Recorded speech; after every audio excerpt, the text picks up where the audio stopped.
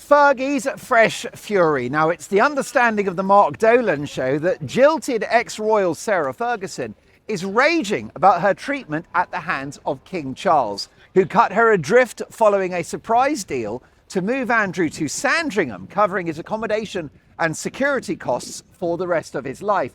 No such luxury bestowed upon Sarah. Insiders have told this programme that she is, and I quote, distraught and bewildered at how things have panned out for her. We're told she fears for her finances and she's worried about her reputation. Sarah feels that she has, and once again I can quote from a royal insider, been thrown under the bus by a ruthless royal machine in spite of her decades of loyalty to the family. This is fascinating. Sarah feels that she's been very wronged, that for decades she has sat on royal secrets. She's kept her counsel, she's been discreet, unlike Prince Harry, and now she's being punished by the king. So this is a big problem for the palace because, as we reported on the show just a few days ago, Sarah Ferguson is having a multi-million-dollar TV deal dangled in front of her for a tell-all interview. There's talk of Oprah Winfrey. There is talk of CBS, NBC, ABC, Sky News in the UK. It'll be a big money deal if she wants it. Now, what's interesting is that definitely she'll make headaches for the royal family because she's got nothing to lose. Sarah Ferguson has no skin in the game.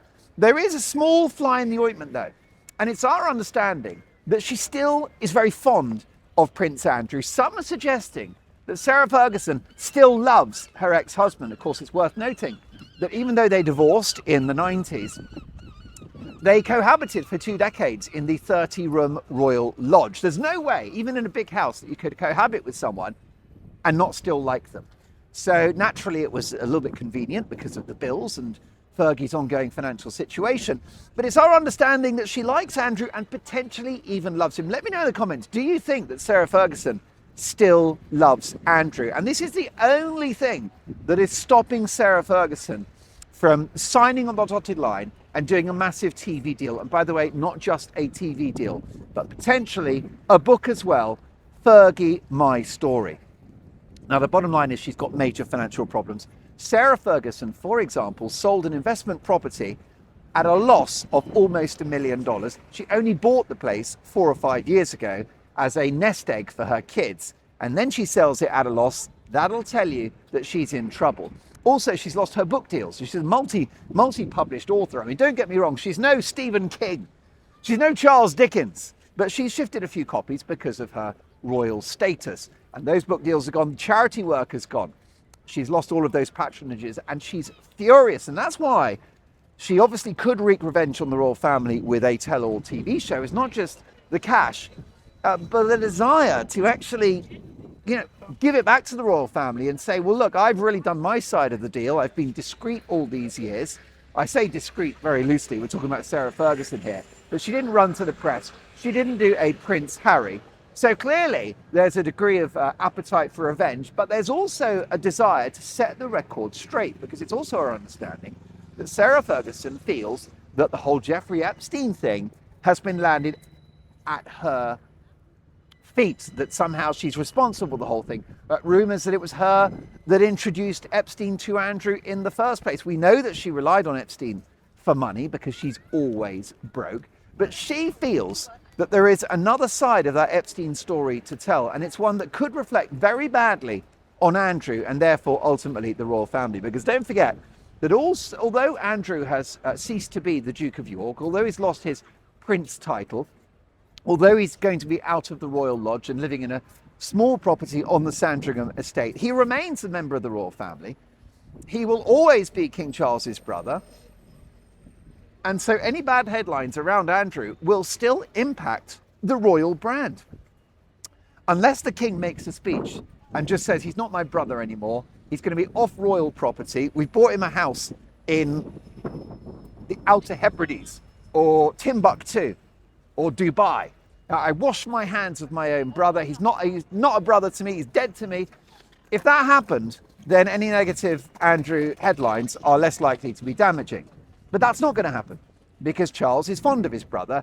Charles promised the Queen that he would stand by Andrew and take care of him.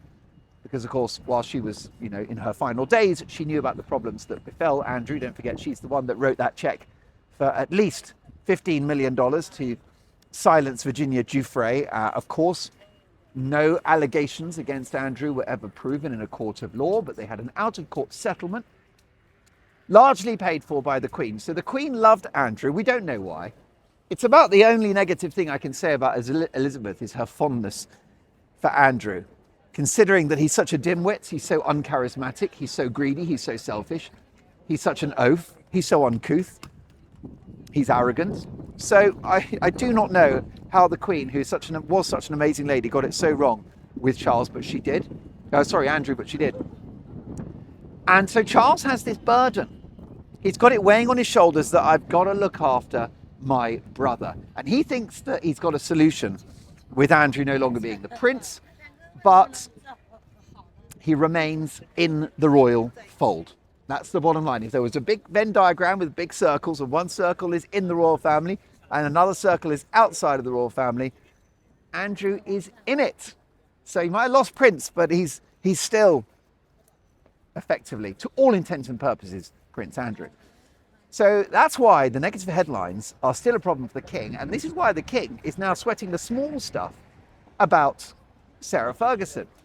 So she likes Andrew, she may still love him, she cares also. This is the other dilemma for Sarah Ferguson, and I'd love you to tell me in the comments, what should Sarah Ferguson do? She needs money, she wants revenge, she wants to get her side of the story out there. Should she go to a major US network and say, yeah, I'll take the deal, I'll take $3, $4, $5 million, I'll do a deal with a book, a documentary, and a tell-all interview with Oprah Winfrey, Anderson Cooper, Piers Morgan, Mark Dolan. By the way, what an interview that would be. I mean, would we break the internet or what? And do you know what I'd do? I'd do the interview and I'd have your comments coming in live. And I'd be dropping truth bombs to Sarah Ferguson in real time, saying, look at that, Gertrude is not happy. She thinks you're a traitor, Sarah Ferguson. Sue is not happy. She thinks you're an imbecile. By the way, I must not show any favoritism to any of my amazing viewers. I love you all equally. So look, this is the dilemma. But let me know what you think in the comments. Should Sarah Ferguson sell her story to the highest bidder? Does she now have an argument that she's been more loyal than Harry? And therefore, given that she's been made homeless and faces penury, that now it's payback time? Let me know your thoughts on that. In the previous video, you still felt that she was a brazen hussy with no claim on any royal fortune. And I hear you, because on paper, she doesn't. Charles has a political problem. He's dealt with Andrew. He has neutralized Andrew. He has not neutralized the flame-haired former Duchess of York. Now, Sarah Ferguson is a very damaged person, so she's unpredictable. This is the other issue. We've got a desire for revenge. We've got a desire to set the record straight, because let me stress that royal insiders have told this program that she feels that she's been misrepresented and thrown under the bus by the royal machine. Money, revenge, set the record straight. There's one other factor, which is that she's a little bonkers. She's a little crazy. And bonkers and crazy people are unpredictable, right? She's a loose cannon. She's a renegade. She always has been. And therefore, she may just on a whim go, oh, go on then, I'll do the interview, give me $5 million. She might do that. And the question I've got for you is, what the consequences would be. Well, I think they would be cataclysmic. I would think they would be seismic, because what you have with Harry is, in the books there and all the documentaries and stuff, an egregious assault on the royal family, absolutely, unimaginably bad. But this is a guy that always in the back of his mind wanted to make up with the king, and always in the back of his mind wanted to return to the UK. That remains the case. We have it on good authority on the Mark Dolan show that Harry misses England, that he's bored and miserable in the United States. You don't need a royal insider to tell you that. Just take a look at his body language in the cinema room of their Montecito mansion. Montecito! Now, this may surprise you, but although I'm pretty lean these days, a few years back, I was a little on the chunky side. I lost weight the hard way, calorie counting, cutting carbs, hours in the gym, and trust me, it is no fun. and the bad habits creep back in. Well, this time round, to keep the dad bod at bay, I'm using Hypnosio, a revolutionary self-hypnotherapy app that tackles the root causes of weight gain. Instead of obsessing over diet and exercise, which rarely works long term, Hypnosio harnesses the power of your subconscious to permanently change your behavior. Guided sessions on any device help you to break emotional eating, reduce stress, and build a healthier relationship with food. Think of it as a virtual gastric band or a psychological dose of Ozempic without the terrifying needle and without the side effects. So, no calorie counting, no food diaries, no giving up your favorites, and it works. Users lose twice as much weight as traditional methods, and 94% of people, that is 94%, keep it off. So use my link in the description and pinned comment to grab 15% off your first subscription. What's not to lose except those unwanted pounds?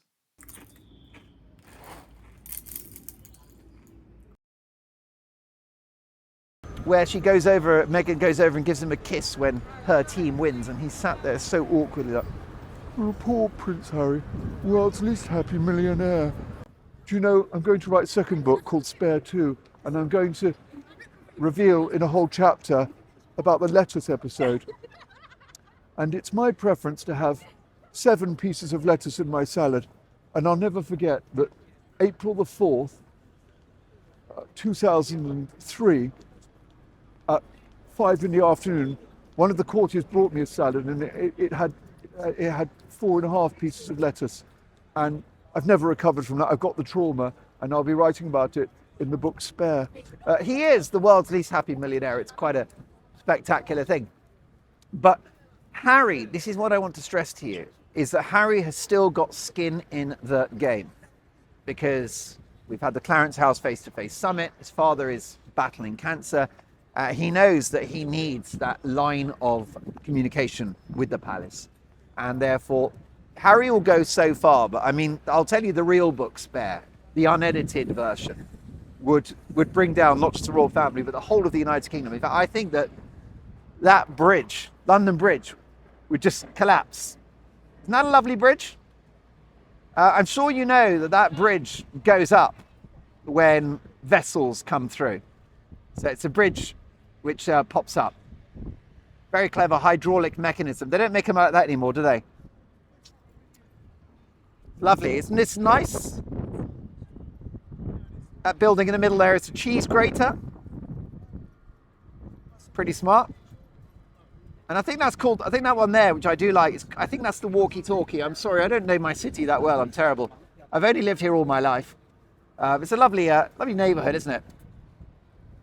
Busy commuters going home. It's late in the afternoon now. They're ready to go home, have a bite to eat. There's St Paul's, of course, which we've looked at many times. What a city. That building under construction. London is a permanent building site. It never stops. It's a city that it does sleep, but it never stops. He's going a bit fast. Right.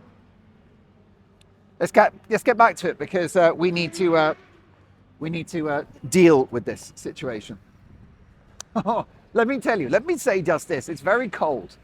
And I probably should have bought a woolly. What I do have, I've got the thermals, because it's late November now, isn't it? And I think it's thermals weather. Would you agree? Do you like thermals? I love thermals.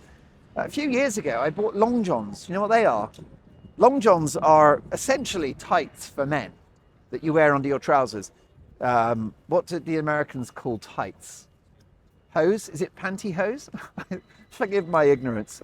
But I think the reason why they don't call them tights is because men feel a bit embarrassed by that, so they call them long johns. And I'm not wearing long johns, but I'm wearing a thermal. Can I just say you don't need this level of detail, because we got material together. There isn't time for thermal this and thermal that. Burn down the mission. Right. So Harry's still got a degree of skin in the game. Sarah does not. Fergie's got no skin in the game, and she's a very damaged person. And she's erratic, and she may just randomly say, that's it, I'll take one of those deals. And we have it on 100% top solid authority from sources speaking to the Sun newspaper, one of the finest publications on God's earth, right? A venerated UK press brand, which of course Harry hates, because he hates the press, because he hates accountability. And the Sun are very clear that she has been offered these deals. And they've said 6 figures. It's millions. Don't tell me that she's going to sell her story for like, $500,000. Forget about that. It's going to be $1 to $2 to $3 million. And otherwise, why would she? Because also she's so broke, that won't even touch the sides. So the cheeky little source that we've got has essentially characterized Sarah Ferguson as a very sad person, very broken, hurt, furious, yes, but just disillusioned. She feels that the royal machine has chewed her up and spat her out. Now, I know that the vast majority of you is like Cry Me a River. And I get that. I mean, you're mostly raging about Ferguson, right? You think that she's a woman that's just been a fool, she's made bad choices, she's been embarrassing, she's greedy, she's ill-judged. And I hear you, but she needs to be dealt with. And she feels that the royal family have chewed her up and spat her out after decades of loyalty. Interesting piece by Polly Vernon, an excellent journalist in the Times. And she wrote that Sarah Ferguson was introduced into the royal family via a food fight. All right. Vernon points out that she was very popular with the royals when she joined the family. Apparently Diana had decided to set up Ferguson, one of her oldest mates, with Andrew. So it's actually Diana's fault to hook the two of them up. And she got the Queen to invite her to lunch at Windsor. Not sure what they had for starters, says this author, but by pudding time, by dessert, Andrew was force-feeding Sarah profiteroles. She was punching him in the arm. They were engaged within the year.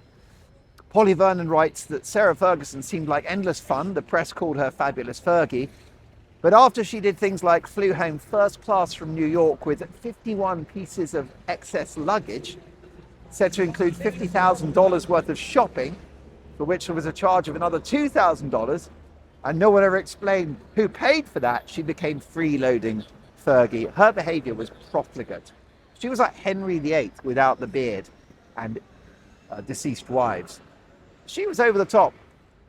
Polly Vernon goes on that in 1987, Ferguson masterminded the disastrous It's a Royal Knockout, in which royal family members embarrassed themselves on a TV game show. In 1990, she sold 48 pages of access and photos to Hello magazine for a rumoured $500,000, much to the dismay of Prince Philip, who thought she was a bad egg and didn't speak to her for a decade.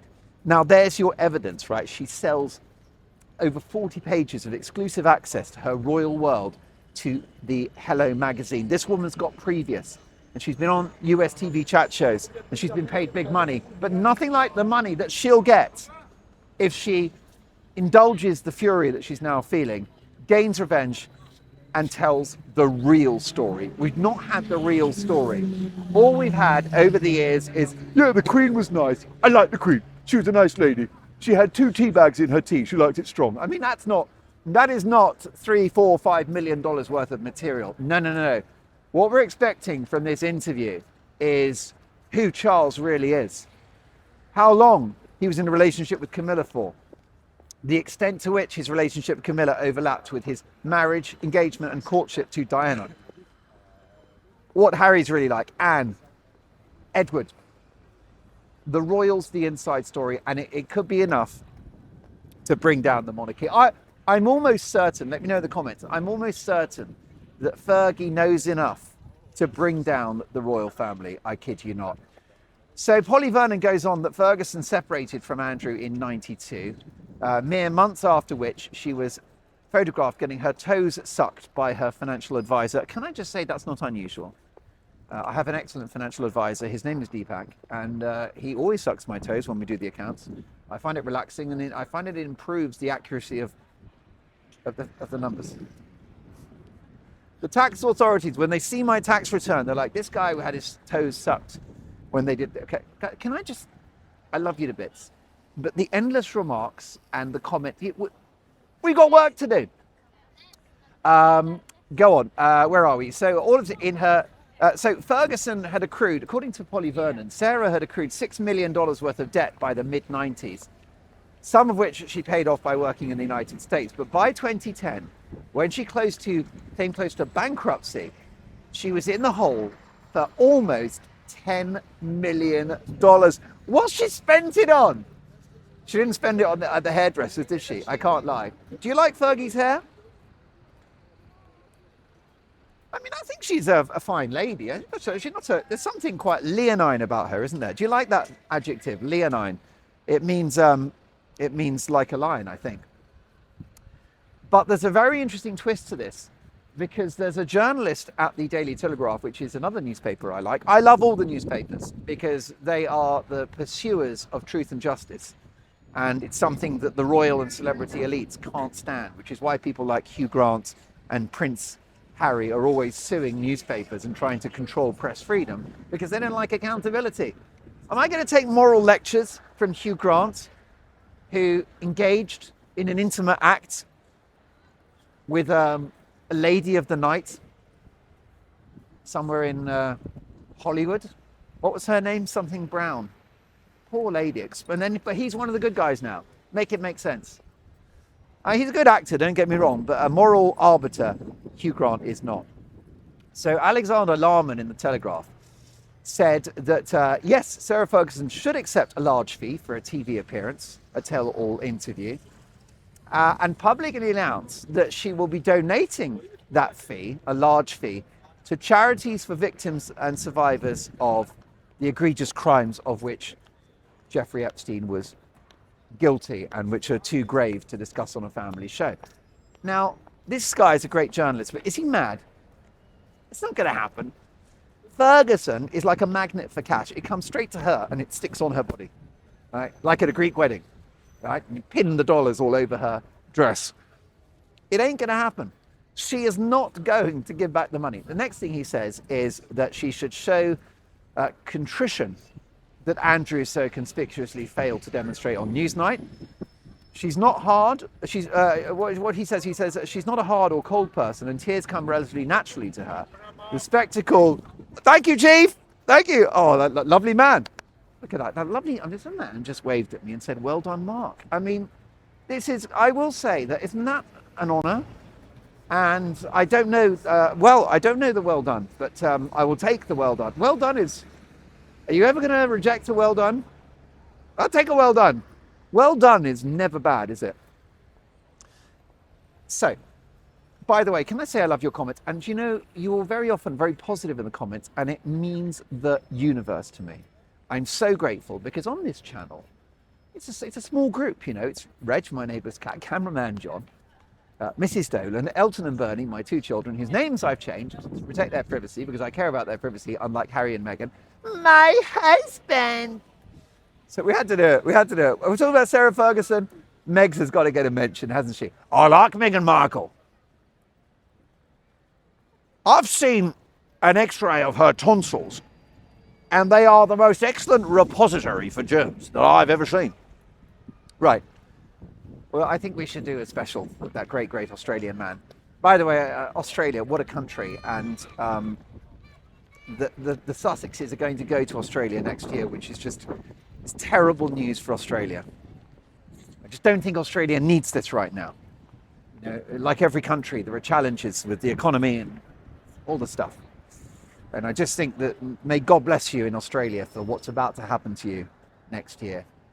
We all, don't we, viewers of the Mark Dolan Show, we collectively extend our sympathy to everyone in the Antipodes. And let's just hope that they don't jump on a little mini jet and head to New Zealand as well, because that would be a double whammy for the Antipodes. Let's not do it. Right, so this guy says that she should basically atone on behalf of Prince Andrew, and because of all of the victims of those wretched crimes. Last thing that this Telegraph journalist says is she should come well prepared for the interview and be able to offer chapter and verse on everything that she knows about what happened with Epstein and about her ex-husband's activity. It ain't gonna happen. And this is literally the emergency valve that's kicking in that stops Sarah Ferguson from selling her story. And it is the affection that she's still got for Andrew. She may still love Andrew. I think she still loves him. I mean, you might think I'm crazy. I still think that they should just get married. I do. And then listen, the Mark Dolan show is a broad church, and I think you'll all think I've gone mad and you'll disagree. But maybe they should just tie the knot and live in a tiny, mini little cottage in Sandringham. Have a modest wedding with the party in the upstairs room of a pub and do their best. I don't know. I think it might be a little bit outlandish, but I think it would be quite sweet, and the kids would love it. Oh, Beatrice and Eugenie. Do you feel sorry for Beatrice and Eugenie, by the way? Do you have sympathy for them? I haven't decided. Isn't it funny? Right? You know me, I've got an opinion on everything. But I don't really know. I can't decide about the girls. Let me know in the comments. Do you feel sorry for Beatrice and Eugenie? I sort of I can't condemn them that much. Andrew Lowney, who wrote the great book about Andrew, is excoriating, and he basically said, nah, I've got no sympathy. There's no small violin here, Cry Me a River. He was not that sympathetic. He said that they were essentially a little bit of how the parents are had rubbed off on the girls, and I've got no evidence for that. But he doesn't. Andrew Lowney wrote the book about Andrew, and which more or less brought him down. And Andrew told me on my Talk TV show that there's, like he said, there's no sympathy. But do you feel sorry for the girls? I do. I might disagree with big Andrew Lowney, because I just think, you don't choose your parents, do you? And, they seem to have got their own lives. They're both happily married with families, and they've got nice houses. They love their cousins. They love being royals. They're still princess, which is pretty lucky. Oh, look at that. Isn't that cool? What would you call it? Is that a dredger? That's pretty cool, isn't it? Let's interrupt this broadcast so we can enjoy that rather impressive spectacle. Now, what is in that cargo? Do you know, I can tell you, I actually know what's in that cargo. That is all of the dollars that Sarah Ferguson will get if she sells her story to a major US network, potentially Netflix. I mean, I think Netflix could actually have more success with Sarah Ferguson than they have had with Meghan. They get a documentary, they get an interview, and they get a TV show called With Love, Sarah. Anyway, that's quite magical, that dredger, isn't it? Also, what's really nice is the lights have come on. Were they on earlier for the bridge? Very, very fine bridge. And that is HMS Belfast. Where is cameraman John when you need him most? Sorry if this photography is making you dizzy. Famous British warship. Should we quickly see how the commuters are doing before? Look, the skyscrapers have lit up.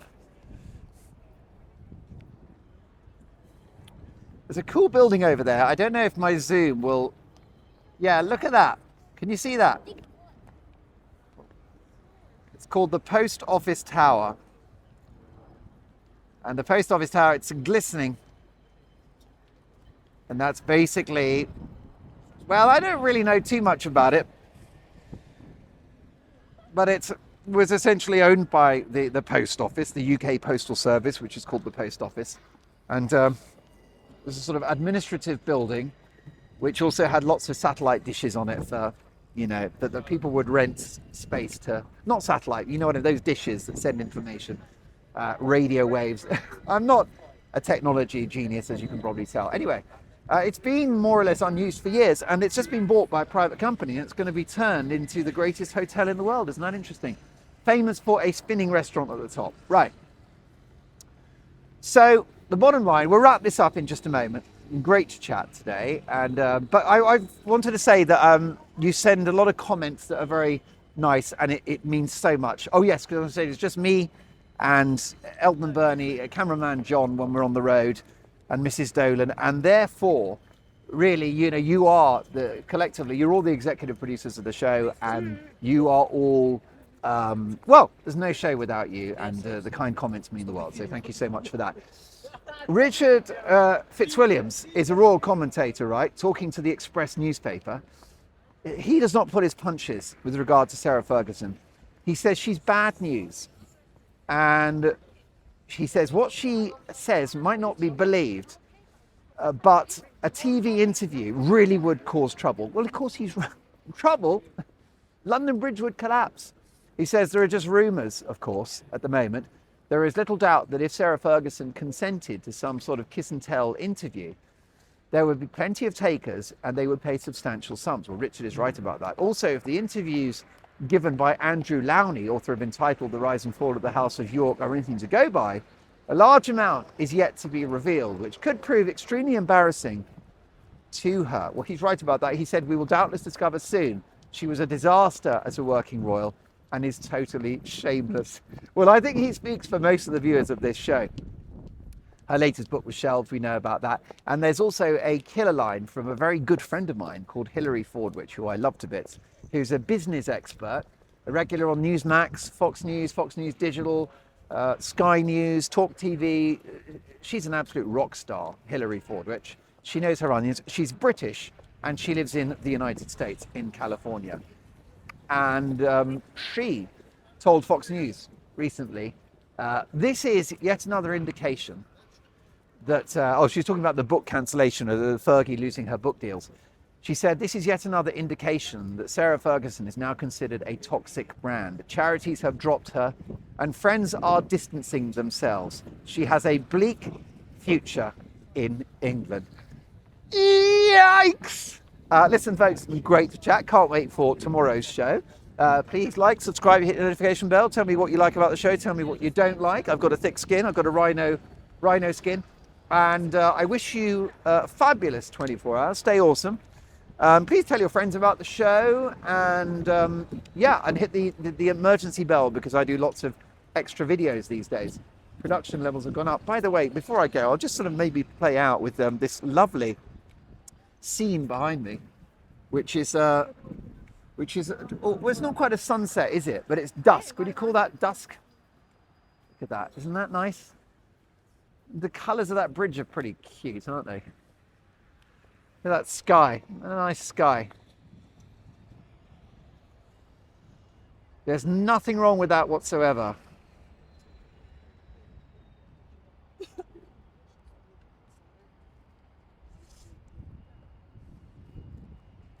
There you go. Well, look, that's it. That's enough tourism for one show. I cannot wait to see you for the next one. Bye for now. Why, hello, can I buy you another glass of beer?